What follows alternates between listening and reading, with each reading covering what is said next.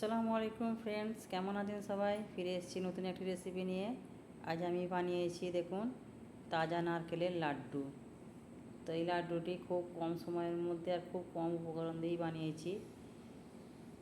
ভিডিওটি স্কিপ না করে প্রথম থেকে শেষ পর্যন্ত দেখুন আমি কি কি উপকরণ দিয়ে বানিয়েছি। আমি যে সকল রেসিপিগুলো বানাই খুব কম উপকরণ দিয়েই বানাই, যাতে আপনারা ঘরে বানাতে পারেন। তো চলুন ঝটপট দেখে নিন আমি কি কি উপকরণ দিয়ে আমি নারকেল লাড্ডুটা বানিয়েছি।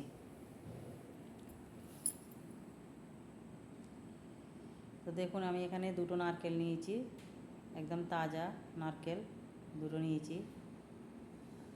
আর এইটা আমি খোলা ছাড়িয়ে মিক্সচারে ব্লেন্ড করে নিয়েছি। দেখুন এরকম পিছনের খোলাটা বাদ দিয়ে মিক্সচারে করে নিয়েছি। আর এখানে দেখুন চুলোয় একটা কড়া বসিয়েছি, আর এখানে মেজারমেন্ট কাপের 1 কাপ চিনি দিয়েছি। খুব বেশি চিনি দেবো না, কারণ আমার তাজা নারকেলটা খুব মিষ্টি। তো আপনাদের নারকেল অনুযায়ী দেবেন, যদি মিষ্টি না থাকে চিনিটা বাড়িয়ে দেবেন। তো এই চিনিটা দেখুন আমি কড়ার মধ্যে পুরো বিছিয়ে দেবো, আর চুলোর ফ্লেমটা একদম লো করে দেবো। আস্তে আস্তে দেখুন দেখুন তলাটা একটু লাল হয়ে এসছে দেখুন। এবার আমি খুন্তির সাহায্যে এটাকে অনবরত নাড়বো।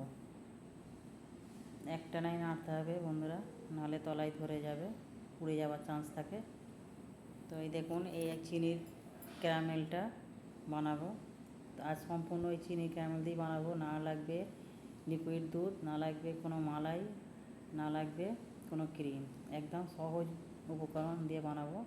দেখুন আমার ক্যারামেলটা তৈরি হয়ে গেছে। এতে আমি দিয়ে দেবো 2 চামচ ঘি। ঘিটা না দিলেও চলবে, কেননা নারকেলে তো অনেক ঘি পরিমাণ জাতীয় থাকে। তো আমি স্বাদটা বাড়ানোর জন্য দিয়েছি 2 চামচ ঘি।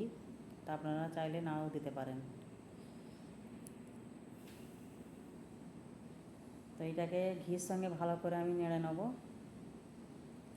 মানে ঘিটার সঙ্গে ভালো করে চিনির ক্যারামেলটা মিশিয়ে নেবো। দেখুন আমার মেশানো হয়ে গেছে। এর মধ্যে আমি দিয়ে দেবো নারকেল কোড়াগুলো।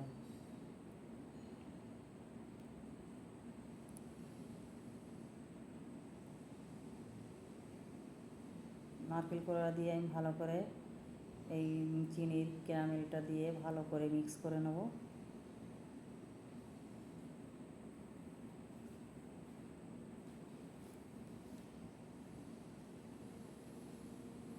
দেখুন আমার পুরো মিক্স হয়ে যাচ্ছে আস্তে আস্তে, মিক্স হয়ে গেছে।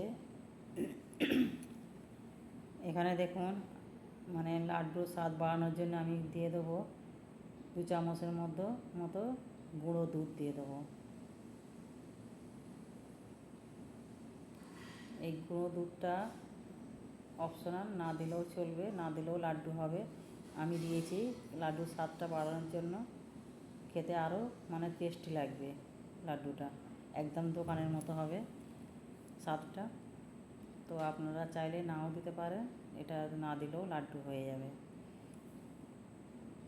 তো দেখুন আমি এই গুঁড়ো দুধটা দিয়ে নারকেলটা ভালো করে মিশিয়ে নেব, নেড়ে নেড়ে একদম লাড্ডুর মতো তৈরি করে নেব।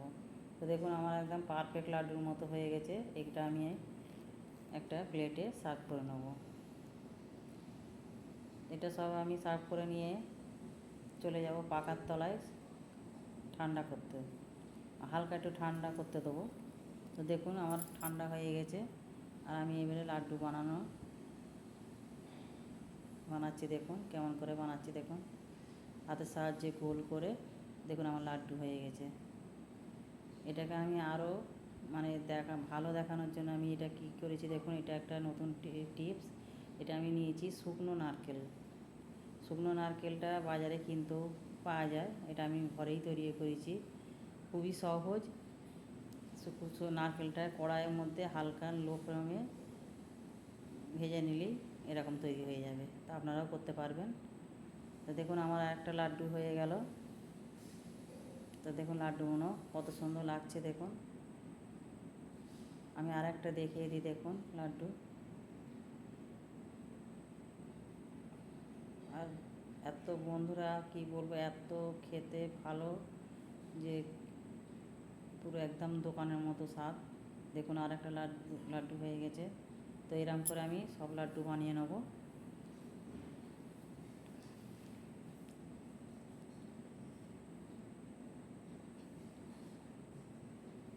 দেখুন আমার সব লাড্ডু বানানো হয়ে গেছে। আর এর মধ্যে দিয়ে দেবো আমি পেস্তা বাদাম। তো পেস্তা বাদামটা দিতে দেখুন আরও সুন্দর লাগছে ভিডিও, মানে লাড্ডুগুলো একদম দোকানের মতো। আমি একটা ভেঙে দেখাচ্ছি দেখুন, একদম নরম তুলতুলে, মুখে দিলেই জাস্ট মিলিয়ে যাবে, মানে খেতে দুর্দান্ত স্বাদ। তো আমার এই লাড্ডুর রেসিপিটা কেমন হয়েছে অবশ্যই কমেন্টে জানাবেন।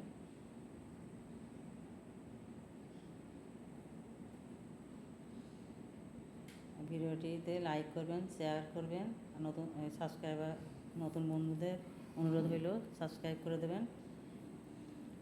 তো ফিরে আসছি নতুন একটি রেসিপি নিয়ে। আপনারা সব ভালো থাকুন, সুস্থ থাকুন। আসসালামু আলাইকুম।